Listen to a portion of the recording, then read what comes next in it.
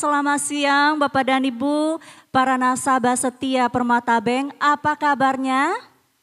Sehat? Sudah makan siang? Sudah ya? Biasanya kalau habis makan siang bawaannya ngantuk. Mudah-mudahan tidak ya. Mudah-mudahan sesi ini tidak bikin ngantuk, tapi pulang dari sini tambah kenyang. Kenyang ilmu, kenyang wawasan. Oke, selamat siang sekali lagi buat para nasabah setia Permata Bank yang sudah mengikuti acara dari pagi hari maupun yang baru saja bergabung. Kami ucapkan selamat datang dalam Permata Bank Wealth Wisdom 2025. Boleh kita kasih pemanasan dulu, kita kasih tepuk tangannya dulu untuk Permata Bank siang hari ini. Perkenalkan, saya Sumiang, senang sekali bisa menemani Bapak dan Ibu dalam acara yang sangat istimewa ini. Wealth Wisdom 2025, hari ini adalah hari terakhir yang diadakan di Kota Jakarta. Ini adalah acara tahunan dari Permata Bank dan tahun ini adalah tahun ke-11 diadakan di 11 kota di seluruh Indonesia untuk mengedukasi dan memberikan literasi kepada para nasabah baik secara finansial maupun non-finansial. Dan Bapak Ibu, di saat yang bersamaan kita ada dua kelas yang sedang berlangsung. Yang pertama adalah kelas yang ini, sesi kedua talk show yang bertajuk Adapting the Weather, Building Business Resiliency. Nah di sini kita akan membahas bagaimana bisnis, terutama bisnis keluarga bisa bertahan dan juga beradaptasi dengan perubahan yang begitu cepat. Saya dapat informasi bahwa banyak peserta nasabah Permata Bank yang hadir pada siang hari ini adalah penerus bisnis keluarga. Betul ya Bapak Ibu? Ada yang boleh angkat tangan di sini? Malu-malu ya. Tapi saya dapat informasi banyak sekali yang hadir. Saya yakin di sesi ini kita akan bisa mendapatkan banyak insights dan juga ilmu bagi Anda terutama penerus bisnis keluarga untuk menjawab tantangan dan perubahan dinamika global saat ini. Dan di sebelah Bapak Ibu ada sesi lain yang sedang berlangsung yaitu wellness class yang membahas topik terkait dengan kesehatan otak bersama para pakar kesehatan dengan tema Healthy Brain, Healthy Future. Baik Bapak dan Ibu, kita tahu bahwa saat ini dunia sedang menghadapi ketidakpastian. Tidak hanya dunia tapi juga Indonesia.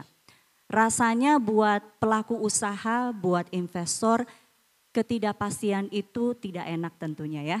Susah untuk mengambil kebijakan. Jadi kalau lihat kondisi dunia saat ini seperti cuaca Jakarta belakangan. Berasa tidak? Pagi terik banget, tiba-tiba siang mendung. Tiba-tiba nanti malam hujannya deras banget.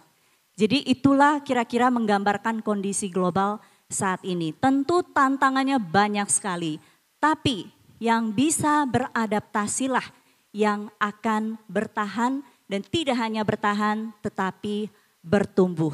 Itu yang akan kita gali, apa strategi-strategi tangguh dan inovatif yang bisa membantu Anda pelaku bisnis untuk menghadapi tantangan ini.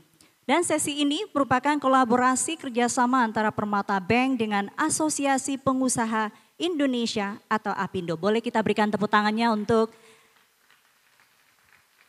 persembahan yang luar biasa ini.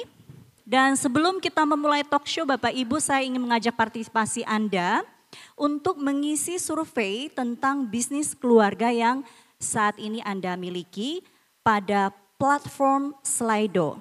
Saya minta panitia untuk menampilkan QR yang ada di layar, mohon dikeluarkan HP Anda, di-scan dan silakan diisi jawabannya. Nantinya jawaban ini akan dijadikan bahan oleh APindo untuk memetakan apa saja isu-isu atau tantangan yang Bapak Ibu hadapi dalam mengelola bisnis keluarga. Dan dari situ nanti APindo akan mendesain diskusi-diskusi akan menjawab tantangan itu ke depannya. Jadi mohon Anda ikut berpartisipasi Silakan keluarkan handphone Anda, saya akan berikan waktu sebentar untuk mengisi survei ini. Silakan.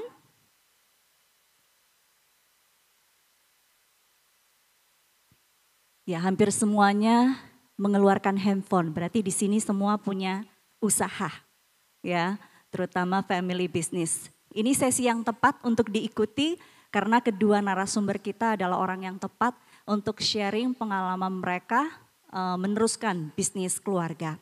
Nah, sambil mengisi survei, Bapak Ibu, saya akan memperkenalkan kedua narasumber kita.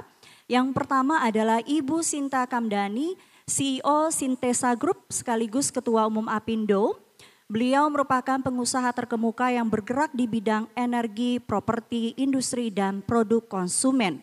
Dan selain itu, Ibu Sinta juga dikenal sebagai advokat ternama dalam bidang keberlanjutan dan pemberdayaan perempuan. Dan dia juga mendirikan Angel Investment Network Indonesia atau ANGIN. Dan saat ini menjabat sebagai Wakil Ketua Umum Koordinator Bidang Pembangunan Manusia dan Kebudayaan Kamar Dagang dan Industri Indonesia atau Kadin. Banyak sekali ya jabatan beliau ya. Sibuk sekali tentunya. Tapi hari ini akan hadir untuk sharing bersama kita. Narasumber selanjutnya adalah Bapak Adrianto Djoko Sutono. Beliau merupakan Direktur Utama PT Bluebird Tbk. Bisa dibilang hampir semua yang ada di sini pernah merasakan pelayanan dari Bluebird, ya kan? Nah, beliau adalah generasi ketiga dari keluarga pendiri perusahaan dan bergabung dengan Bluebird sejak 2003. Menempuh pendidikan teknik industri di ITB, Magister Administrasi Bisnis di Bentley University, serta program Owner atau President Management di Harvard Business School, dan juga memimpin Bluebird. Bapak Andre juga aktif di organisasi transportasi sebagai Wakil Ketua Perhubungan dan Logistik Apindo. Baik, langsung saja kita sambut dengan meriah kedua narasumber kita pada siang hari ini. Mari kita sambut Ibu Sinta Kamdani dan Bapak Adrianto Djoko Sutono.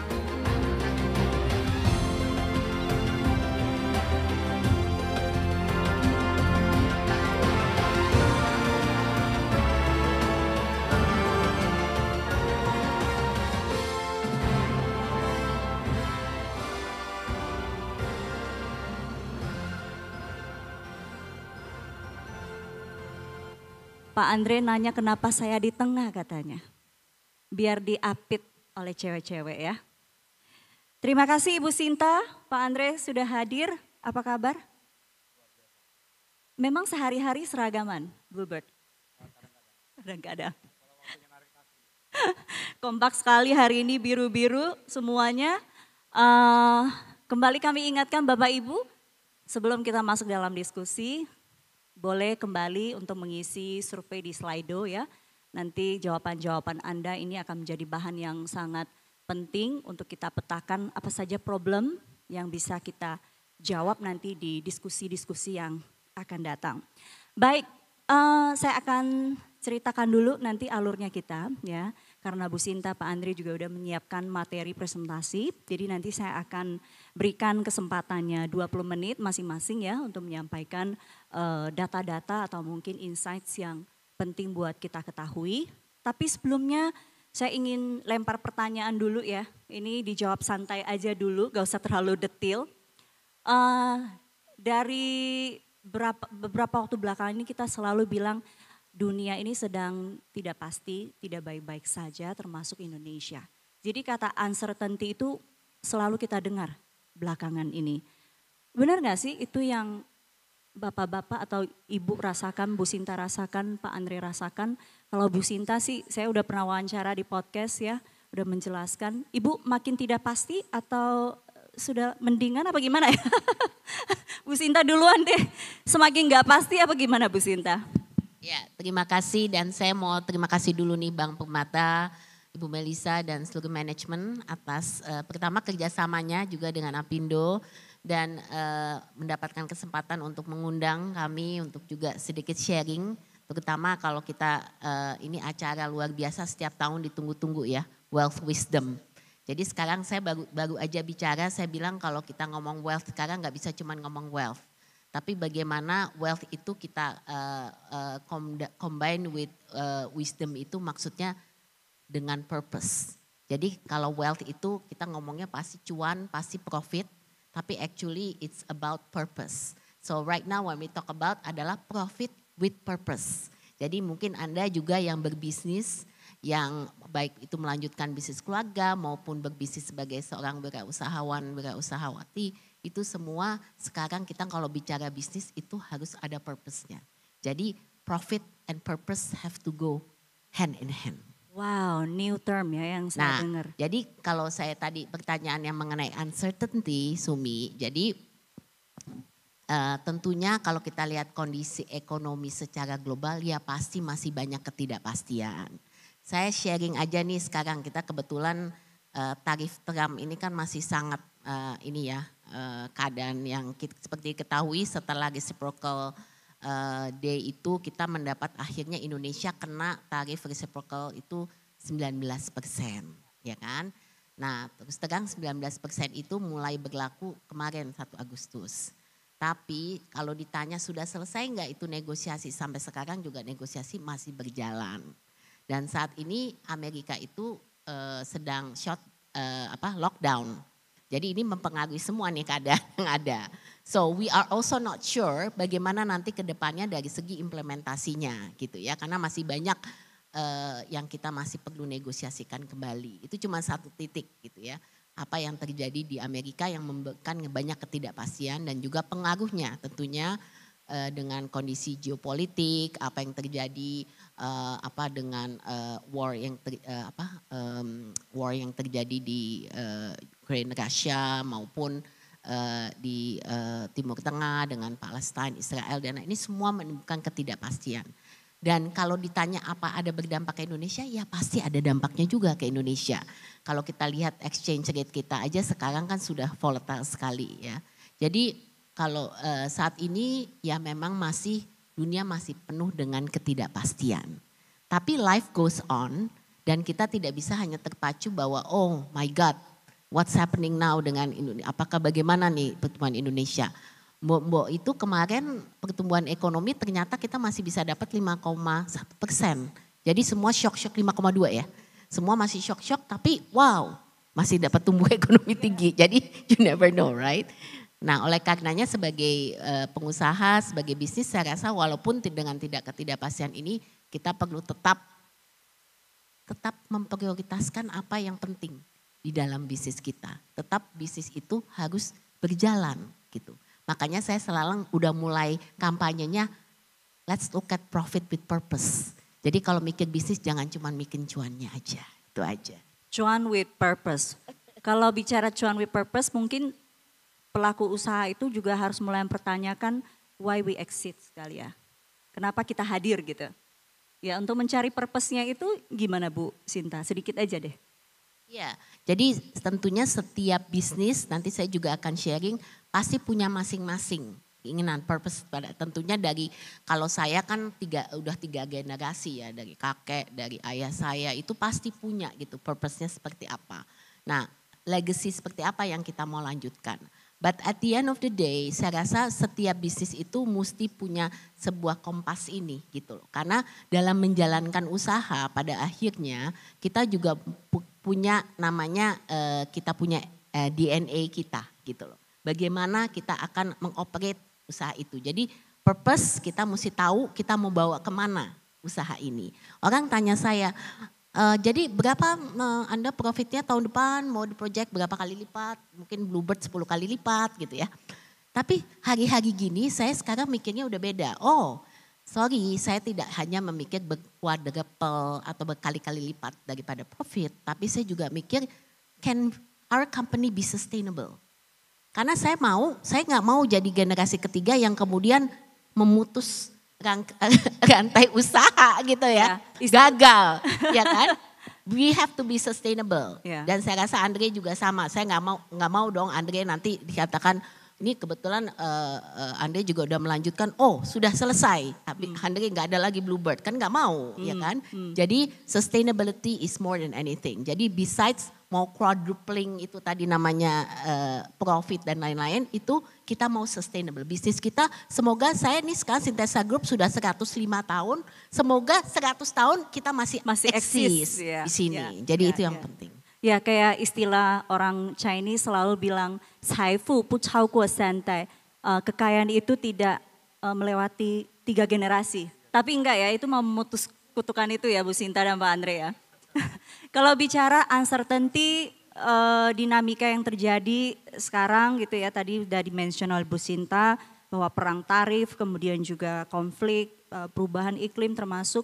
Sebetulnya bagi pengusaha Pak Andre, apa sih yang paling mengkhawatirkan buat Pak Andre melihat situasi sekarang? Kalau saya sih lebih melihat kita sebagai pengusaha harus selalu waspada. Jadi kalau khawatir harus selalu khawatir. Tapi kita harus punya optimisme juga apakah usaha kita itu bisa beradaptasi dan stay relevant. Apapun bidangnya. That's I think buat Bluebird dan buat saya yang kita jalankan selama ini adalah how to keep up with customer yang berubah-berubah. Variasi kebutuhannya juga berubah, teknologi yang digunakan juga berubah. Nah itu kan bagaimana kita beradaptasi dan staying relevant is the key. Kalau dulu mungkin perubahan teknologi setiap beberapa tahun. Kalau sekarang dalam setahun beberapa kali gitu ya. Ada teknologi baru. Jadi itu juga tergantung industrinya, tapi kalau di Bluebird sangat relevan karena setiap periode itu pasti ada tantangan teknologinya, ada tantangan industrinya, ada tantangan customersnya, changesnya. So tadi kalau pertanyaan apakah masih ada ketidakpastian, saya pikir dunia selalu penuh dengan ketidakpastian.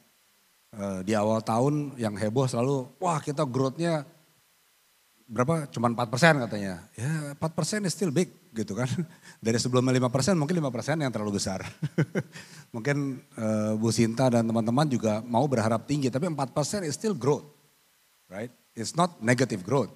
Jadi opportunity tetap masih ada kalau kita melihatnya. Itu juga perlu membalance antara ketidakpastian dengan optimisme dan bagaimana kita stay relevant to market.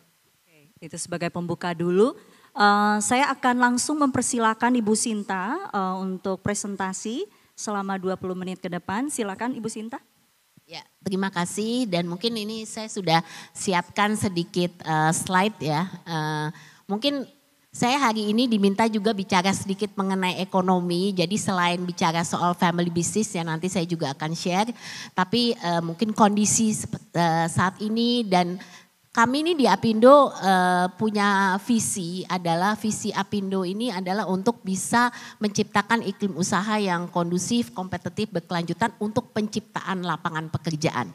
Jadi underlying daripada visi Apindo adalah bagaimana bisa menciptakan lapangan pekerjaan. Jadi kami sebagai organisasi yang sudah 73 tahun, tentunya ini adalah sesuatu yang harus menjadi satu goal ya, bagaimana kita bisa cukup menciptakan lapangan pekerjaan. Mungkin saya bisa mulai dengan slide awal saya. Ini ada yang operate slide-nya. Oke, jadi saya mau kalau kita ngomong soal Indonesia, everybody knows kita punya untapped potentialnya luar biasa buat Indonesia. Kayaknya udah tahu. Jadi kita punya 286 juta total penduduk.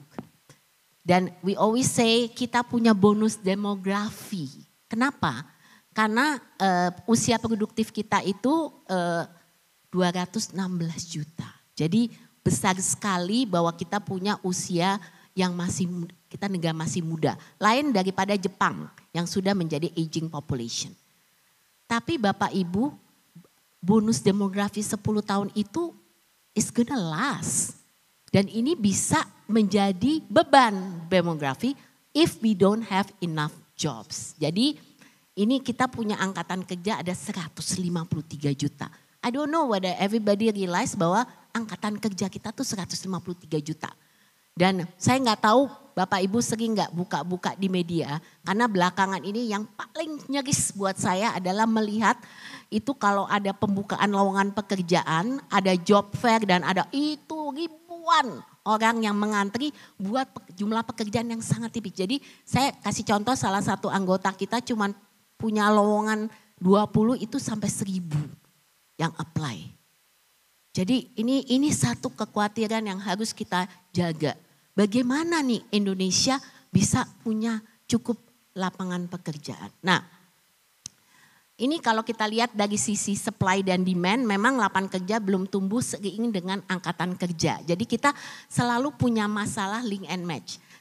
Kami ini dari Apindo kalau kita berantem sama, bukan berantem lah, berbeda pendapat gitu kan dengan pemerintah. Karena pemerintah bilang pengangguran kita itu rendah sekali, pengangguran kita sangat baik gitu kan. Nah, tapi kita mesti lihat definisi bekerja, kalau definisi bekerja itu adalah 1 jam dalam 1 minggu itu sudah bekerja. Makanya kenapa kita penganggurannya rendah. Dan kebanyakan pekerjaan kita ada di informal, nanti saya sampaikan. Jadi ini masalah utamanya. They all working tapi dianggap 1 jam seminggu sudah bekerja. Nah, jadi kalau kita lihat sekarang juga permasalahan pertama adalah yang link and match-nya. Jadi apa yang keluar daripada industri itu belum tentu bisa diabsorb. Apa yang keluar dari pendidikan tidak bisa diabsorb oleh industri. Makanya kita selalu permasalahkan soal link and match. Bagaimana caranya bahwa kita bisa memenuhi, absorb yang masuk. Jadi setiap tahun itu kita mesti keluar menciptakan sekitar 2-3 juta lapangan pekerjaan baru. Baru yang keluar dari pendidikan. Itu tidak termasuk yang kena PHK, yang lain-lain yang terus masih berbentukan pekerjaan. Nah, kemudian kalau kita lihat di sini, kenapa saya bicara soal kualitas? Karena kalau kita lihat dari struktur pendidikan kita juga di sini 36% pekerja berlatar pendidikan SD ke bawah. Ini yang jadi permasalahan utama. Hanya 12% yang pendidikan tinggi. Dan hari-hari gini, even pendidikan tinggi pun tidak bisa mendapatkan pekerjaan yang sesuai. Gitu. Jadi ini struktur pendidikan kita ini yang kita juga harus perhatikan. Kenapa pemerintah ngomong sekarang untuk mendirikan lebih banyak sekolah-sekolah ya. Karena pendidikan ini juga masalah dan mismatch tadi. Jadi kita melakukan survei di Apindo, mungkin Bapak Ibu yang punya perusahaan juga tahu di sini bahwa di kami hanya 26% pelaku usaha yang merasa kualitas tenaga kerja itu sudah sesuai dengan kebutuhannya. Jadi ternyata masih susah cari pekerja yang sesuai dengan kebutuhan. Nah kemudian kalau kita lihat daya saing, kenapa kita tuh selalu di Apindo godok-godok soal produktivitas. Karena daya saing kita ini hanya 9% tenaga kerja kita itu berketerampilan tinggi. Kalau ini dibandingkan, ini kebetulan Bank Permata Thailand itu 14%. Ya, jadi dengan Malaysia, dengan Vietnam kita sangat ketinggalan gitu. Jadi produktivitas itu sesuatu yang sekarang kita galakkan dan bersama dengan pemerintah kita juga mulai dengan kampanye untuk produktivitas dan juga vokasi. Karena kita banyak sekali mendorong pelatihan-pelatihan vokasi untuk bisa menciptakan lapangan pekerjaan yang diabsorb oleh industri. Nah ini yang menguatkan mungkin sesuatu yang harus jadi perhatian adalah tingginya pengangguran muda. Jadi 67% pengangguran itu adalah pengangguran muda berusia 15 sampai 29 tahun. This is really, ini jangan mereka yang main-main apa itu namanya judi online. Ya, hati-hati sekali ini sangat berbahaya. Karena 67% itu penganggurannya adalah dari Gen Z. Nah kemudian ini yang saya mau sampaikan, karena kita tidak cukup lapangan pekerjaan, apa yang terjadi adalah masuk semua ke tenaga kerja informal. Jadi yang buka usaha sendiri, UMKM kecil-kecilan, kemudian yang ada ojek online dan lain-lain. Ini semua ada lebih dari sekarang 59%. Masalahnya yang informal ini tidak ada penghasilan tetap. Dia tidak ada jaminan sosial dan tidak ada. Nah ini yang jadi permasalahan Indonesia sekarang, tingginya pekerja informal. Next. Nah jadi kami merasa bahwa ini untuk bisa boosting ekonomi Indonesia, kita butuh melalui 2 hal. Industri dan entrepreneurship. Kenapa? Karena industri sendiri tidak cukup menciptakan lapangan pekerjaan, oleh karenanya kita harus membangun yang namanya wirausaha. Jadi bagaimana kita bisa membangun lebih banyak orang yang bisa membuka usaha sendiri. Makanya kita lihat di sini untuk penyerapan tenaga kerja, tentunya dari industri kita terus mendorong industri padat karya. Jadi kita sekarang sedang revitalisasi industri padat karya yang banyak sudah melakukan PHK dan lain-lain. Dan kita lihat investasi yang masuk ke Indonesia ini sudah shifting dari yang namanya padat karya ke padat modal. Karena jenis skill yang dibutuhkan juga sekarang sudah berbeda. Yang udah digital, kita perlu online, automatization dan lain-lain. Ini sangat mempengaruhi penciptaan lapangan pekerjaan. Jadi absorpsi tenaga kerja yang tadinya setiap 1 triliun itu 4 ribuan, sekarang di 7 tahun terakhir cuma 1000-an, 1200-an gitu. Ini yang jadi permasalahan. Kemudian mempersiapkan sektor masa depan gitu. Do we have enough people yang mendapatkan digital literacy? Tadi disampaikan mengenai ekonomi digital, mengenai ekonomi hijau. Peluangnya di Indonesia banyak, but do we have the skills? Nah ini yang harus kita persiapkan. Dan tentunya kalau kita bicara entrepreneur, itu 56 juta UMKM, jadi 99% dari unit usaha di Indonesia itu menyumbang 96% penciptaan lapangan pekerjaan. Jadi sebenarnya yang bisa mendorong penciptaan lapangan pekerja itu dari UMKM 96%. Dan ini rasio wirausaha di Indonesia, ini yang saya mau sampaikan, itu kita tuh masih jauh sekali dibandingkan negara tetangga. Kita cuma 3,35% dibanding Malaysia, Singapura, apalagi ya itu udah Amerika Serikat kita nggak usah lihat. Jadi kita sekarang terus mau mendorong wirausaha, kenapa? Karena kita juga ini mereka yang bisa menciptakan lapangan kerja dan jumlahnya ini masih sangat kecil. Jadi ini yang juga kita dorong melalui entrepreneurship. Next. Nah next, di sini saya mau menanyakan ya sama Bapak Ibu sekalian. Karena kalau kita ngomong entrepreneur, kalau di Indonesia ini menarik. Karena sebagian 60% perusahaan terbuka di Asia Tenggara dimiliki oleh keluarga. Jadi ternyata banyak sekali usaha itu miliki family business. Dan 95% perusahaan terbuka di Indonesia, Sumi, itu family business. Menyumbang sekitar 53% dari PDB nasional. Kenapa Apindo, saya bilang Apindo harus fokus ke family business. Karena begini banyak angkanya menunjukkan jelas di sini. Dan 76% pemimpin bisnis di Indonesia adalah generasi penerus sekaligus pengambil keputusan. So I'm glad Permata you are focusing on this karena ternyata next generation ini menjadi leader-leader yang perlu kita bina ke depan. Nah jadi kalau kita lihat saya mau menanya ini statement ini kebetulan kita ada apa namanya survei gitu ya. Jadi ternyata 59% dari bisnis di Indonesia itu mau deliver sustainable business practices. Ini lebih tinggi dari beberapa negara tetangga kita. The same way juga dengan delivering benefit for planet and human society. Cukup tinggi. Jadi kalau ditanyakan keinginan ternyata itu untuk pengusaha kita untuk yang tadi with purpose itu ternyata cukup tinggi. Kalau kita lihat angkanya di sini. But are we delivering enough? I think that's the question. Next. Nah sekarang kalau tantangan family business apa sih? Mungkin Bapak Ibu yang ada di sini punya family business juga bisa share sama saya. Kalau bagi saya ini ada tadi kita bilang sama Sumi, generasi kedua itu hanya 30% Sumi ternyata yang bertahan. Kalau generasi 3 itu 13%. So it's quite small ya. Makanya orang mengatakan itu biasanya stop di generasi ketiga. Jadi saya sama Pak Andre yang di generasi ketiga kayaknya bisa stopnya di kita nih. Karena kebanyakan generasi ketiga nih stopnya. Nah tantangannya apa? Pertama adalah generational succession. Succession planning. Saya nggak tahu Bapak Ibu sudah ada nggak yang punya bisnis keluarga sudah punya succession planning. Sudah mempersiapkan generasi berikutnya akan melanjutkan bisnis keluarga.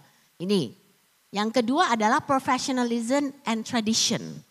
Ini juga sesuatu yang harus kita tekan. Karena banyak bisnis keluarga itu nggak bisa cuma mengandalkan familynya saja atau keluarganya saja, anggota keluarga saja. Tapi harus diprofessionalize. Ini nanti saya akan sharing mengenai Sintesa. Dan tentu saja punya tradisi. Dan yang ketiga tadi yang disampaikan Pak Ade juga adaptability and identity.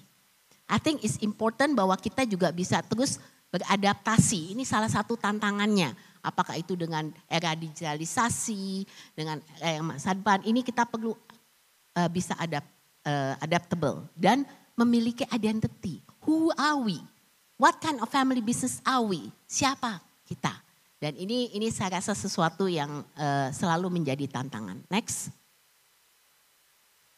Ini saya cuman kalau bisnis hari ini penuh ketidakpastian, tadi pertanyaannya saya hanya mau memberi beberapa contoh, tadi trade policy uncertainty, juga high cost of doing business. Di Indonesia kita ini salah satu yang kita dorong di Apindo adalah kita termasuk negara yang high cost banget gitu loh. Logistik cost kita mahal, kemudian labor cost, energy cost. Ini kalau dibanding sama negara tetangga kita termasuk high cost. Nah ini yang saya rasa kita dorong pemerintah, itu yang quantifiable. Yang non-quantifiable, yang tidak bisa dihitung itu adalah ini, regulatory and bureaucratic hurdles. Ya regulasi, yang perizinan, non-stop, itu kita nggak bisa hitung angkanya tapi is very high cost. Dan ini bukan kita yang bicara, karena survei World Bank menunjukkan kalau negara lain mungkin doing business untuk mulai mau start bisnis aja butuh paling bagus tuh 1 hari, Indonesia tuh 160 hari gitu. Nah ini yang saya rasa mesti menjadi perhatian ya, bahwa ada beberapa aspek-aspek yang kita itu menjadi lebih lamban dan doing business di Indonesia menjadi lebih sulit. Dan of course the cross border issue like climate change tentu saja ini juga menjadi salah satu faktor dalam apa yang terjadi ketidakpastian. Baik, jadi ada global, ada juga yang dalam negeri. Next. Nah, saya mau mungkin share dengan 4 pillars of resilience. Ada 4 buat saya. Pertama adalah perseverance, kemudian principle, perpetuity, dan partnership. So I will share my story on Sintesa Group. Jadi ini 4 pillars of resilience yang saya pakai hari ini. Next. Jadi kebetulan kami, usaha kami itu dimulai di tahun 1919, kebetulan kakek saya itu mulai dari perkebunan karet.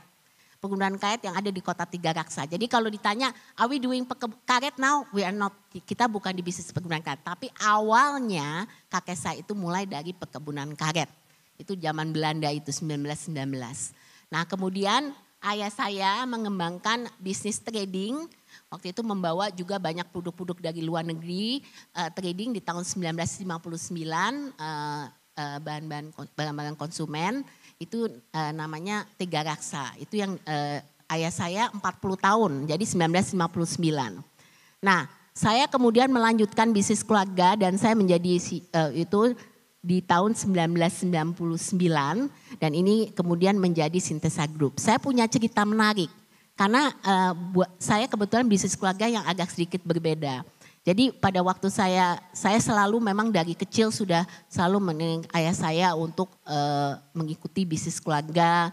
Kalau liburan sekolah kita juga bekerja bisnis keluarga. Saya bekerja buat orang lain tapi juga pasti balik ke bisnis keluarga. Tapi yang menarik dalam cerita saya adalah kesempatan bagi saya untuk kemudian membawa arah bisnis keluarga itu menjadi saya sebagai seorang entrepreneur. Itu adalah kesempatan yang saya lakukan di tahun 1999. Jadi pada waktu itu saya sudah berada di bisnis keluarga lebih dari 10 tahun. Dan kita mencoba untuk membangun apa sih ke depannya mau seperti apa. Nah kemudian kita mulai dengan consolidated holding. Jadi ini kita actually transformasi menjadi Sintesa Group itu tahun 99, di mana pada waktu itu kita mencoba untuk melihat kita mau bisnisnya ini mau melanjutkan seperti apa gitu.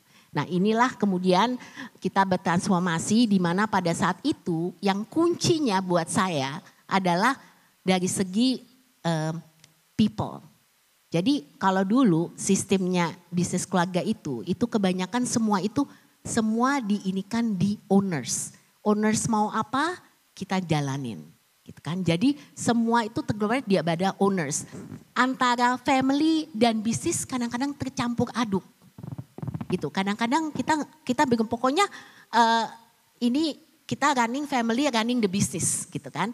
Jadi kita nggak bisa memisahkan antara family dan bisnis. Makanya buat saya pada saat saya transformasi ke Synthesa Group, nomor satu yang saya lakukan adalah memisahkan dulu family governance dengan bisnisnya. Jadi dengan demikian kita sekarang di family kita punya yang namanya family constitution, kita punya namanya family office, itu semua harus dipisahkan antara bisnis dan family-nya, tidak bisa dicampur aduk. Dan di dalam bisnisnya kita kemudian melihat bahwa bisnis ini harus dioperate secara profesional. Oleh karenanya kita masuk dalam rekrutmen dari segi tim. Jadi pada waktu saya menjadi CEO, tidak hanya melanjutkan people-nya dari orang-orang yang sudah ada dari zaman dulu, tapi merekrut darah-darah baru untuk membangun sebuah bisnis keluarga masa depan. Jadi ini transformasi yang kami lakukan di tahun 99 ini yang luar biasa, dan ini dilakukan dengan perseverance tadi gitu. Karena nggak mungkin kita bisa tanpa perseverance, kita bisa terus-menerus konsisten untuk mau menguatkan bisnis keluarga yang ada. Jadi saya selalu mengatakan bagaimana kita bisa transforming family business into corporate excellence. Nah, jadi di sini saya datang ke ayah saya dan saya mengatakan saya sudah cukup untuk menjadi anak yang melanjutkan bisnis keluarga, tapi saya juga punya visi untuk menjadi entrepreneur. Makanya kenapa kemudian kita mentransformasikan the whole business ini menjadi Synthesa Group. Next. Nah, jadi kalau kita lihat the second pillar which is principle, kenapa buat kami ini penting? Karena principle ini adalah kompasnya. Jadi kalau ditanya what is our DNA? What is our purpose? What do we want to do? Nah, disinilah kemudian visionnya jelas bahwa kita mau jadi sustainable excellence company. Makanya saya mengatakan kalau Synthesa itu kita ngebalance antara profit, people, planet. It's not just about profit, but it's also about the people, it's also about the planet atau lingkungan. Nah, jadi kalau kita lihat values-nya ini sangat penting karena setiap family pasti punya value. Di keluarga kami juga punya value. Nah, pada waktu itu saya merasa sangat penting bahwa di dalam company kita punya yang namanya corporate values. Dan ini kemudian saya buat dari translating daripada apa yang diajarkan orang tua kepada saya untuk masuk ke dalam corporate values daripada Synthesa Group. Yaitu apa? Pertama adalah empowerment. Bahwa pada akhirnya kita mau empower our people di dalam organization. Jadi saya selalu mengatakan it's not about just us masing-masing do job. Tapi bagaimana kita bisa memberikan empower other people within our organization. Jadi achieving towards lebih banyak sense of juga mereka mendapatkan kesempatan, mereka di-empower. Yang kedua, ini sangat penting. Di Synthesa kita punya prinsip of entrepreneurship.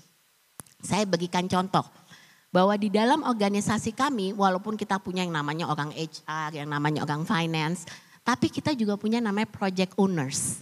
Di dalam project owners mereka adalah entrepreneurs. Jadi mereka in charge tidak hanya untuk masing-masing bidangnya, tapi juga in charge of the whole project.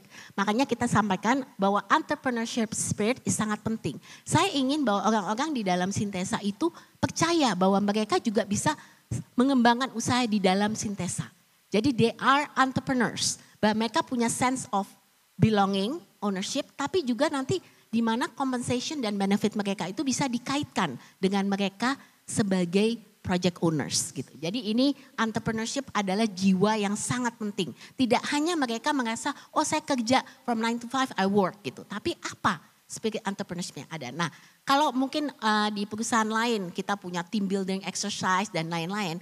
Kalau di Synthesa kita punya yang namanya entrepreneurship competition gitu. Jadi setiap tahun kita mengadakan kompetisi dari segi gimana punya pitching project-project yang dilakukan oleh berbagai karyawan dalam kelompok-kelompok untuk bisa pitching entrepreneurship yang nanti kita kaitkan ke SDG, nanti saya share di sini.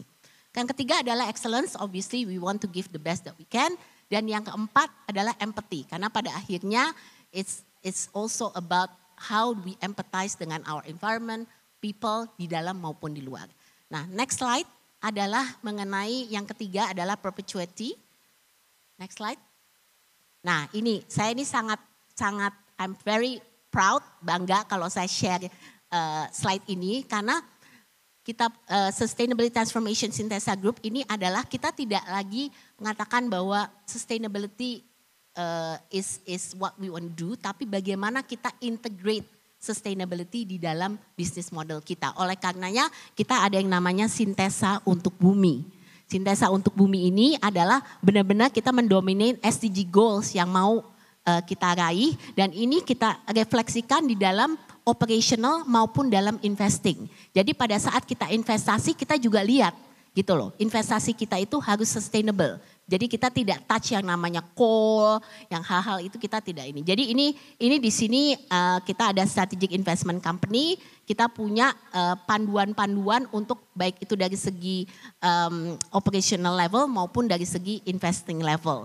So this is something that we are very proud of karena kita masuk ke investing maupun operational impact dan pada akhirnya kita punya KPI dari specific goals yang mau kita raih. Jadi buat kami sustain SDG ini bukan sekedar CSR, bukan sekedar bahwa kita mau melakukan good work atau charity, tapi itu embedded di dalam bisnis kita. Dan KPI ini juga translated ke dalam KPI dari masing-masing leaders di dalam Syntesa Group gitu. Jadi makanya kita punya namanya Sustainability Committee. We have each champions di dalam anak perusahaan kami. Kita ada 16 anak perusahaan dan itu semua mereka punya champions di dalam.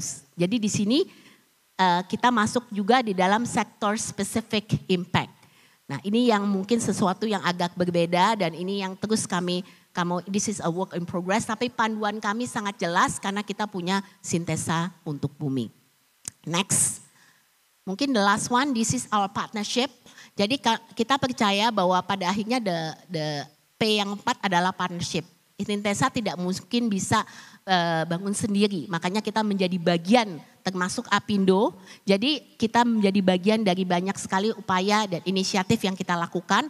Baik itu advokasi yang kita lakukan bersama kepada pemerintah dari segi kebijakan maupun effort program yang kita lakukan bersama-sama. Jadi kita lihat di sini ada dari segi effort kebijakan, ada pertumbuhan inklusif dan hijau. Kita juga sangat ini on sustainability. Kebetulan saat ini kita sedang mempersiapkan Indonesia International Sustainability Forum tanggal 10-11 Oktober.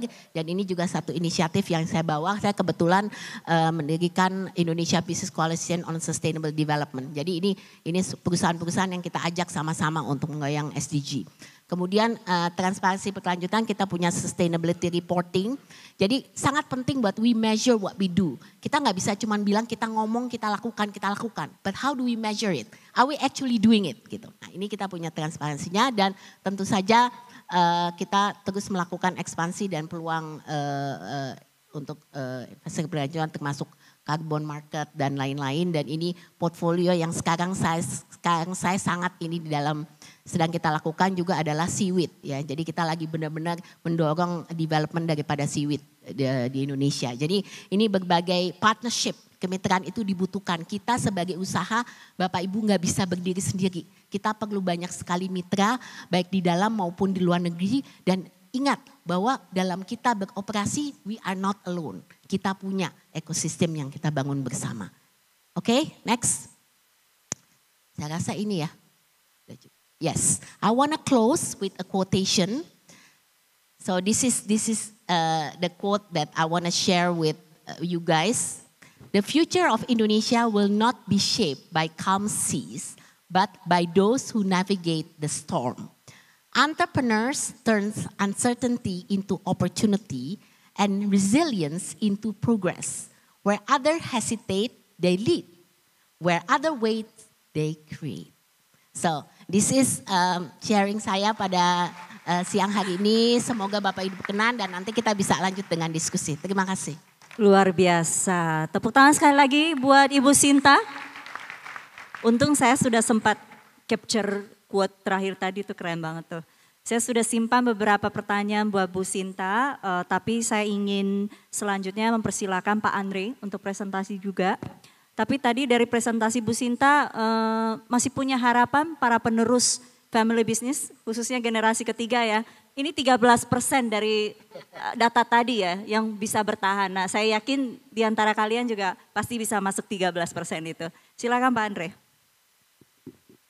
Oke, waktu Bu Sinta jadi CEO 99, saya belum gabung di Bluebird. Jadi saya langsung share mengenai Bluebird aja sejauh yang saya bisa. Ini saya pakai clicker saya berarti.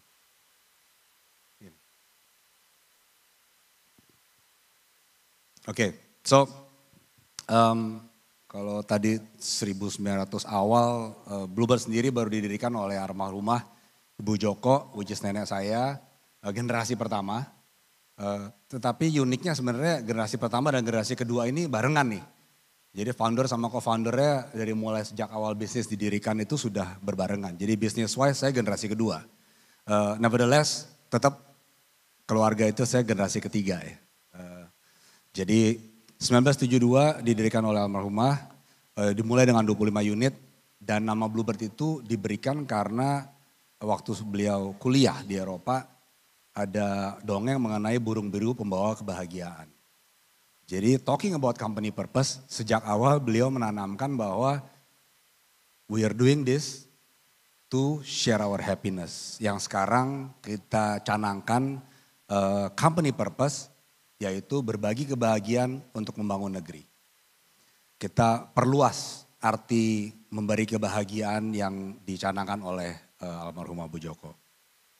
Saat ini sudah hampir 25.000 kendaraan, 30.000 drivers and employee. Jadi kita padat karya, Bu Sinta melaporkan sudah nyampe 30.000 lagi kita dari driver dan employee di 20 kota di seluruh Indonesia. Dan sebagaimana founder kita adalah seorang wanita, kita juga mencanangkan bagaimana, nah sama seperti Bu Melisa nih CEO-nya wanita, tapi kita canangkan bagaimana terus merekrut dan mengembangkan driver dan employee kita sampai dengan saat ini sudah 14% wanita.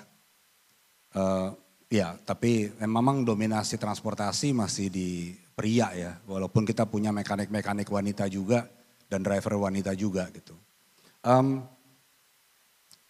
Saya generasi ketiga dan saya mengalami juga sejak kecil sama seperti Bu Sinta, kecil pulang sekolah di kantor mainnya ya, sekaligus didoktrin mungkin sama bapak saya bagaimana tentang bisnisnya dan basically saya tumbuh di sana gitu. Jadi walaupun saya masih kecil tapi ini ceritanya bahwa setiap periode itu punya tantangan masing-masing. Kompetisinya berbeda, teknologinya berbeda, bagaimana beradaptasi itu juga berbeda. Tetapi Bluebird semenjak awal sudah menanamkan bahwa adaptasi dan inovasi itu penting. Enhanced by technology. Jadi setiap periode itu ada teknologi-teknologi yang berbeda. Kalau 1970-an teknologinya masih berupa radio calling, masih berupa AC di kendaraan, which is sekarang sudah standar gitu ya. Tahun 90-an kita sudah pakai GPS, sudah computerized call center, teknologi yang sekarang sudah biasa gitu. Bahkan call center sudah nggak terlalu common, banyak pakai digital access sekarang ya. Dan itu pun kita lakukan. Jadi kalau saya ngeliat kan generasinya lintas generasi nih. Ada yang mulai pakai handphone Nokia sampai sekarang Android gitu ya. Di 2011 kita punya aplikasi namanya BlackBerry. Ya, kita juga sudah punya aplikasi pemesanan taksi basisnya BlackBerry. Jadi talking about adaptasi, being the first not necessarily guarantee a winner. That's the lessons learned. Apalagi platform yang kita pakai juga collapse ternyata tiba-tiba ya. Platform BlackBerry kan collapse sekitar tahun 2015-an juga. But fast forward, karena kita sudah sering kali mengadopsikan teknologi, maka pada saat ada disrupsi teknologi pun kita bisa cukup cepat merestrategize dan merelaunch platform yang kita butuhkan, teknologi yang kita butuhkan, yaitu Android based dan iPhone based basically. So adaptasi itu dilakukan di situ dan pada saat 2019 kita melihat plateauing disruption teknologi, kita mulai akuisisi perusahaan City Trans, contohnya kita bikin company baru lagi joint venture dengan partner, kita launch even EV pada saat itu tahun 2019, kita launch EV di Bluebird, electric vehicles dan Silverbird juga. Tetapi tahun 2020 kita semua mengalami COVID. So the biggest disruptions globally, I think yang kita semua sudah survive. That was the most difficult period menurut saya karena it's so blank ya, nggak tahu kapan keluarnya, kapan selesainya. But now here we are. Tahun 2021, 2022, 2023 adaptasi berlanjut, recovery berlanjut. Sehingga kita juga merestrategize. Apa sih Bluebird itu mau jadi apa? Gitu. Intinya itu pertanyaannya. Setiap kali ada disrupsi, ada competitions baru, Bluebird itu di mana posisinya? So how do we stay relevant? Tadi yang sempat saya pada saat moderator menanyakan, how do we stay relevant? So this is our view on how we are staying relevant. We are moving towards mobility as a service company. Ya namanya PT Bluebird Tbk, tetapi isinya bukan hanya taksi gitu kira-kira. Kita mau melayani lebih banyak jenis kebutuhan mobility dari customer kita. Karena customer kita yang sama yang pakai taksi hari ini atau besok mungkin kebutuhannya berbeda. So we are transforming into that dan menggunakan platform yang kita sudah bangun. Kita ingin semua produk kita dapat diakses melalui platform kita, dapat dibayar melalui berbagai macam pembayaran dan bukan hanya akses kita. Kalau di sini mungkin sebagian besar sudah tahu. Jadi kita bukan hanya menggunakan akses channel kita, tapi kita justru memilih untuk collaborate, consolidate, dan co-create dengan platform lain. How do we make it possible to connect it? Ya, termasuk dengan kompetitor kita. So we create strategy what we call competitions. Sebenarnya bukan what we call sih, ternyata ada terms yang namanya competitions. You can collaborate with your competitors. So that's what we did. Since 2017 dan sampai sekarang kita masih berjalan. Itu mengenai 3M dan ya saat ini kita masih growing. Translasinya apa sih? Tadi saya singgung. Bukan lagi perusahaan taksi. Jadi kalau waktu kita IPO 2014, 90% revenue contribution kita itu taksi.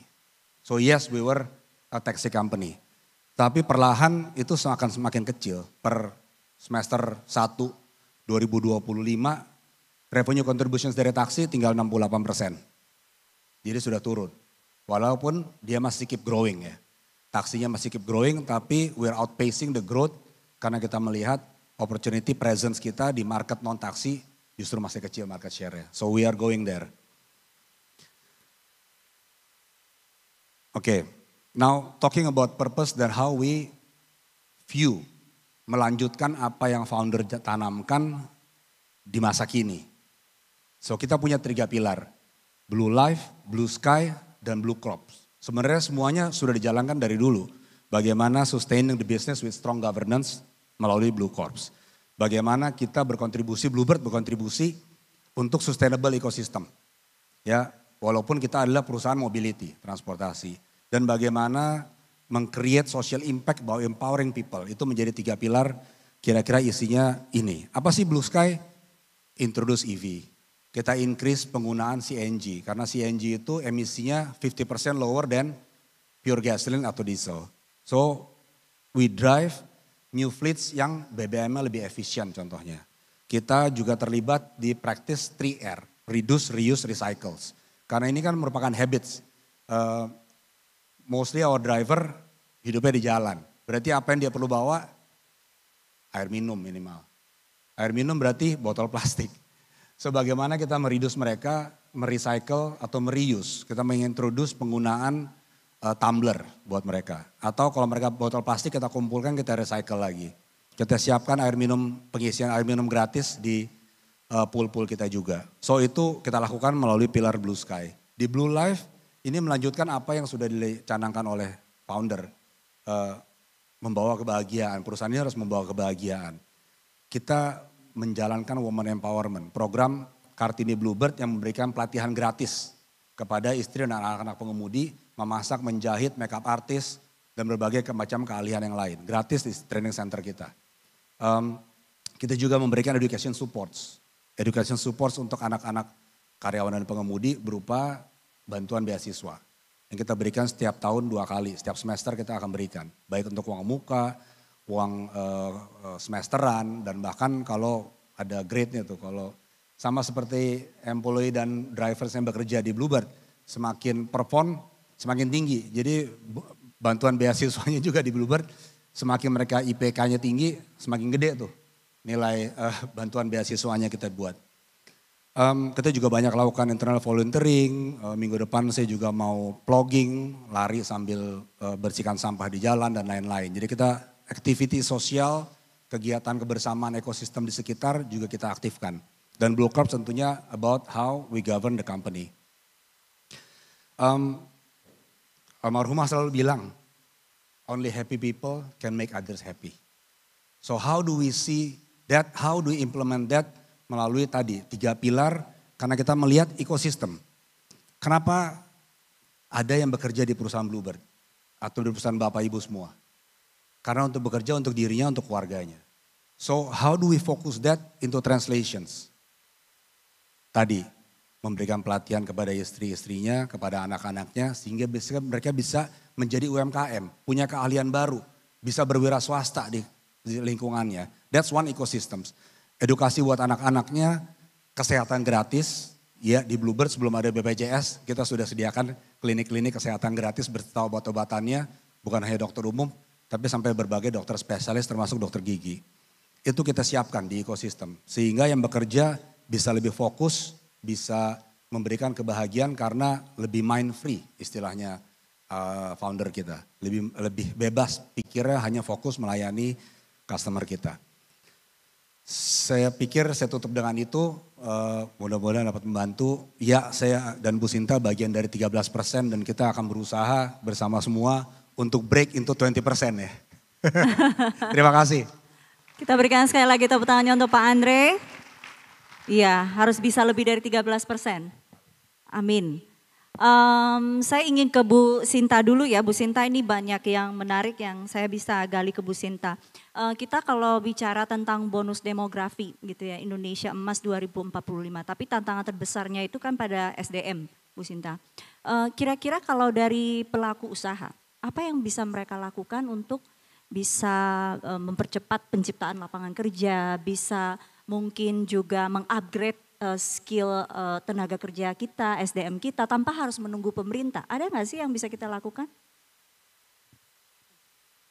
Saya rasa yang tadi mungkin Sumi yang tadi saya sampaikan, kalau dari kita, kalau pemerintah kan jelas kalau kita mau menciptakan lapangan pekerjaan ini salah satu aspeknya kan dari investasi, ya kan? Nah, investasi itu tentunya related dengan iklim investasinya kita sendiri bagaimana. Apakah bisa menarik orang untuk mau datang dan invest di Indonesia. Tapi kalau ditanya yang tidak ada faktor kaitan dengan pemerintah, itu lebih tadi bagaimana kita bisa create our own jobs. Berarti menjadi wirausaha, ya kan?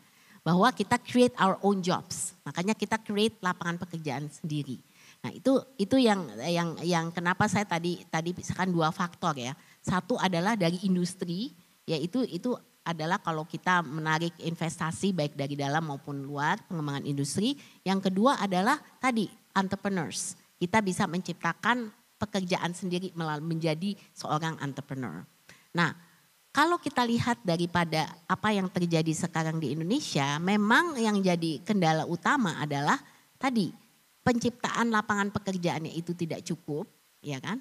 Tapi juga jenis pekerjaannya. Jadi dengan kata lain jenis skill dan pekerjaan tidak link and match. Jadi dengan kata lain kalau sekarang kita butuh lebih banyak tenaga IT dan lain-lain, it's not sufficient gitu. Jadi kita sekarang sudah masuk ke teknologi yang lebih tinggi. Makanya sekarang investor yang masuk ke Indonesia yang membutuhkan tenaga lebih tinggi itu belum tentu bisa di-provide di Indonesia, disiapkan di Indonesia. Makanya kita mesti capture dari semua lini gitu loh. Termasuk yang tadi saya katakan, kita mesti melakukan banyak sekali pelatihan. Baik upskilling, reskilling, karena future of work-nya udah beda. Jenis pekerjaan masa depan udah beda. Tapi juga vokasi. Kenapa kita sekarang benar-benar mendorong vokasi? Karena vokasi berarti benar-benar jenis pekerjaan yang dilakukan, yang dibutuhkan. Nah ini kita sekarang Apindo juga mulai buka sekolah-sekolah vokasi itu di kawasan-kawasan industri. Kita mendukung nih yang buka-buka di kawasan industri. Kenapa? Karena di situ perusahaan-perusahaan ada di situ kan. Jenis pekerjaannya seperti apa? Skill seperti apa yang dibutuhkan. Nah itu bisa dipersiapkan melalui vokasi. Gitu. Jadi ini perlu effort sama-sama. Karena pemerintah pun nggak bisa kerjakan ini sendiri gitu. To scale up, saya sekarang lagi kampanye SUMI yang namanya Indonesia Incorporated. Saya bilang, kamu tahu nggak pemilik pengusaha itu juga pemilik pemegang saham daripada Indonesia. Ya, kita semua gitu. So, pemerintah cannot do it alone. Kalau kita mau cepat sampai itu kita juga harus berpartisipasi gitu. Sebagai pemegang saham berarti apa? Berarti kita juga effort yang kita lakukan tapi kita juga punya namanya pemegang saham punya hak dan kewajiban saya bilang. Jadi saya dorongnya ke situ gitu. Kita punya hak juga untuk kita perlu apa sebagai pemegang saham. Ya kan? Tapi kita juga punya kewajiban untuk mendorong Indonesia untuk menjadi baik gitu. Jadi ini semua mungkin konsep saya lihat saya belajar banyak dari Vietnam terus terang Sumi. Vietnam itu luar biasa. Saya bilang kenapa ya kita kompetisinya first banget sama Vietnam. Kalau di luar negeri tuh, kalau pemerintah Vietnam itu maju, itu pengusahanya sudah backup di belakangnya gitu. Jadi mereka semua sama-sama masuk dengan satu visi yang sama gitu. Dan ini yang perlu kita banyak lakukan di Indonesia. Karena kita sekarang semua bekerja on silo.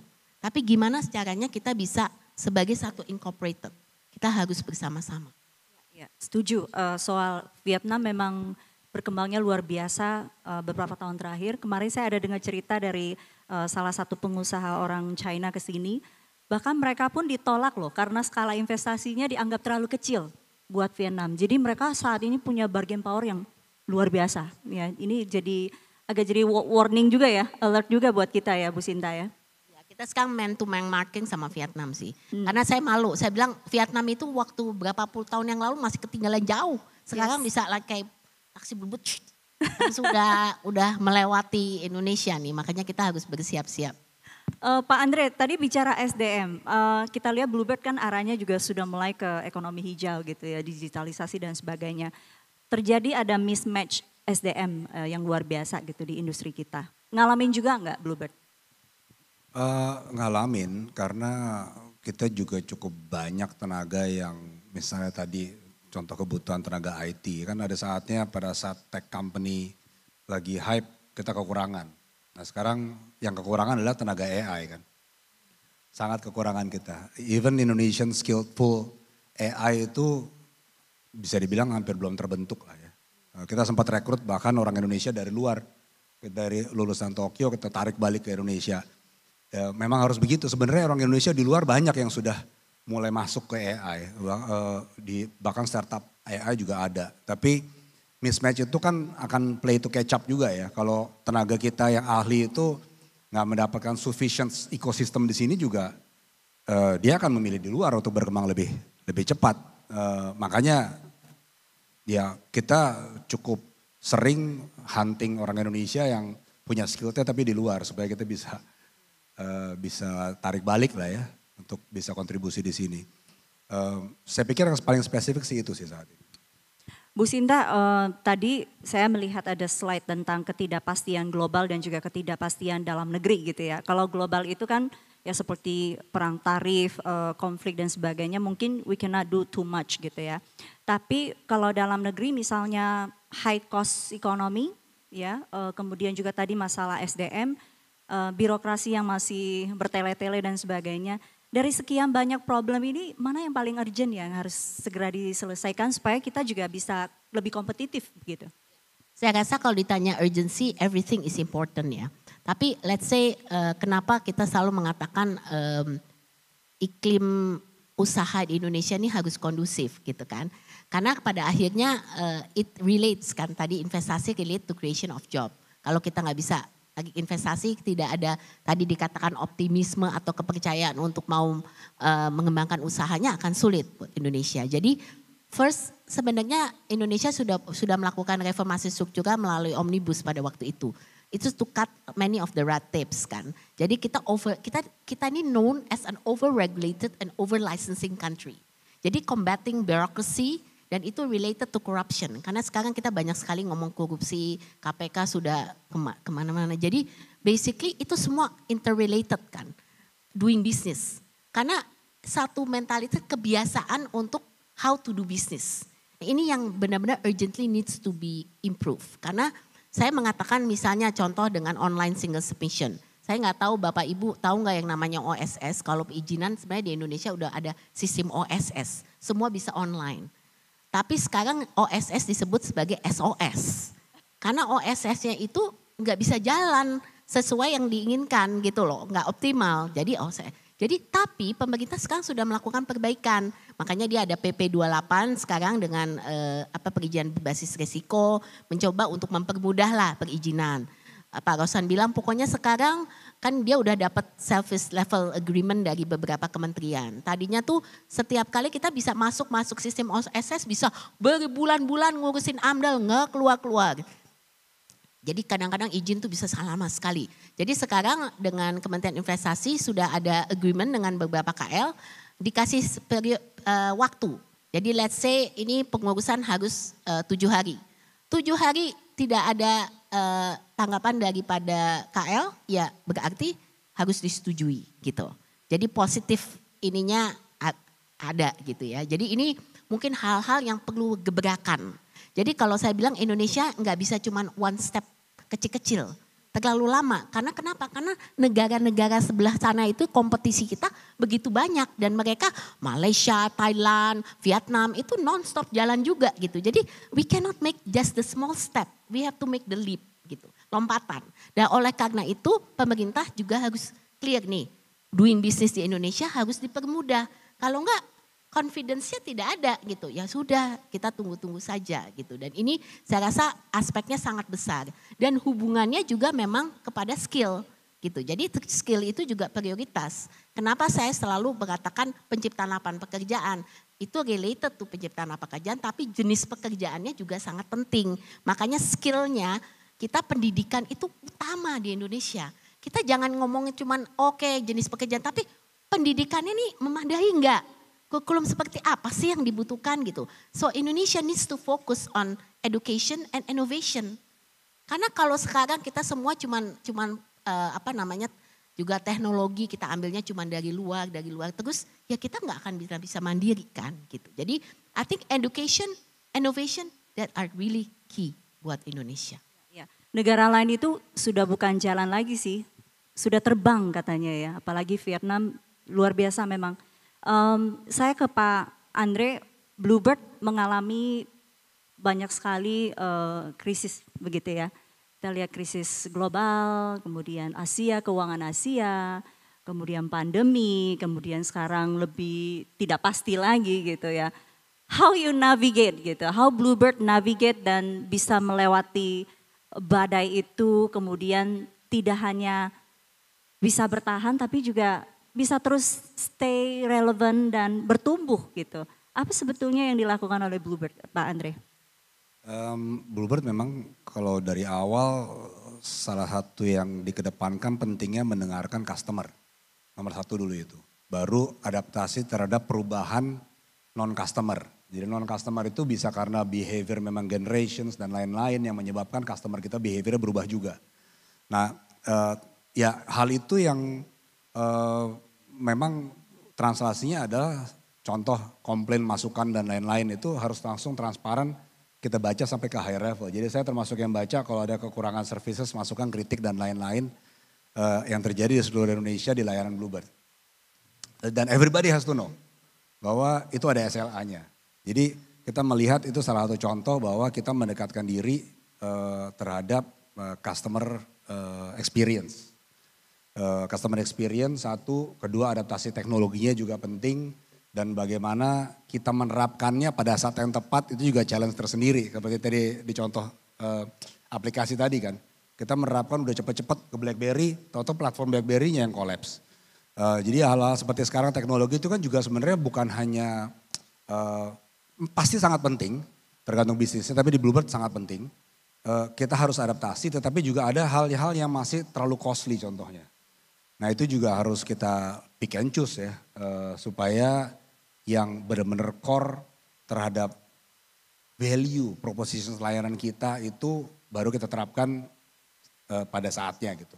Itu jadi bagaimana memilah mana yang paling relevan tadi kan sebenarnya. Kalau sekarang kan pasti easy access sangat relevan, kecepatan datang kendaraan, variasi jenis layanan. Makanya tadi kalau di aplikasi itu enaknya teknologi sekarang bisa taksi contohnya. Tadinya argometer sekarang kan fixed price, bisa juga. Hourly bisa juga. Nanti kita balik yang rental car dari yang hanya jam-jaman kita balik aja ntar layanannya jadi relevan. So customer mendapatkan layanan yang lebih beragam kan contohnya. Bukan hanya taksi biru Bluebird, bukan hanya Silverbird, tapi juga bisa beragam jenis kendaraan diantaranya yang lainnya atau bahkan yang lebih eksklusif. Termasuk pelayanan antar kota contohnya. Kita melihat bahwa kita ada di berbagai kota, makanya 2019 kita akuisisi City Trans karena menurut kita itu relevan. So how do people move from door to door di dalam kota kita banyak opsinya, tetapi begitu antar kota kita nggak punya opsinya. So we want to stay relevant bagi masyarakat yang mobilitasnya antar kota via darat nih saat ini masih. Tapi kita fokuskan di sana salah satu jalan untuk tetap keep relevant, staying relevant terhadap berbagai macam kebutuhannya yang berubah-berubah tadi. Hari ini butuh rental car atau butuh taksi aja, besok butuh pindah kota. Saya ingat ketika taksi online itu pertama kali muncul begitu ya, dan kemudian mulai banyak yang memakai taksi online karena memang gampang, murah begitu ya. Sempat banyak yang bilang wah ini Bluebird gak akan bisa bertahan pasti. Tapi ternyata bisa bangkit lagi, bisa rebound gitu ibaratnya, dan sekarang kalau dipikir-pikir orang balik lagi ke Bluebird. Sebagian besar karena merasa safety-nya itu nggak dapet. Setuju tidak? Ya kan kalau naik Bluebird itu rasanya kok kayaknya ini bukan ambasadornya Bluebird ya ngomong begitu. Tapi ujung-ujungnya tuh kenyamanan dan keamanan itu yang dicari dan itu ada di Bluebird gitu. Nah bagaimana Pak Andre sebagai lintas generasi begitu ya.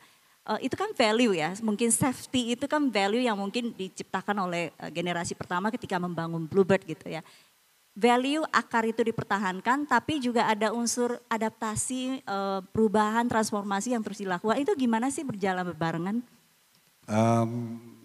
Yang pasti kan kalau tadi value propositions Bluebird yang kita nggak bisa rubah itu kan safety sama comfort. Jadi itu selalu harus core jadi istilahnya paranoidnya seluruh manajemen untuk berpikir bagaimana hari ini dan besok bisa lebih baik daripada kemarin.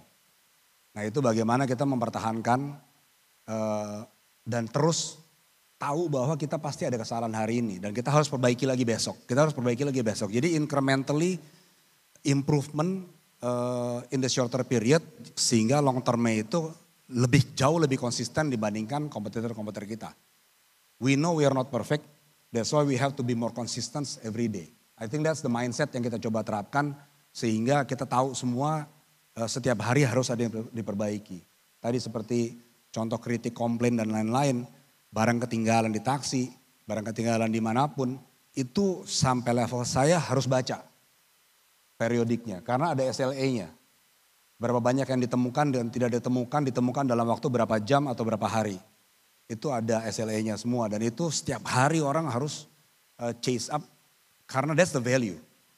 Bahwa kita value propositionsnya bukan di price competitions. So we have to be more consistent delivering our value propositions which is safety sama comfort. Dan ya itu tugas berat generasi saya dan bukan hanya saya. Kalau berbicara di how we govern, waktu saya gabung tahun 2000 itu masih ada 9 family member di manajemen. Saat ini hanya 2 di manajemen. That's intentional journey towards that. Karena kita ingin sama tadi seperti yang Bu Sita bilang, kita ingin professionally run company. Regardless family yang lead atau bukan yang lead di manajemen. Karena family dan tanda kutip di Bluebird inginnya menjadi ya owner, manajemen. Makanya saya dari awal masuknya manajemen training. Membuat professionals environments itu lebih hidup.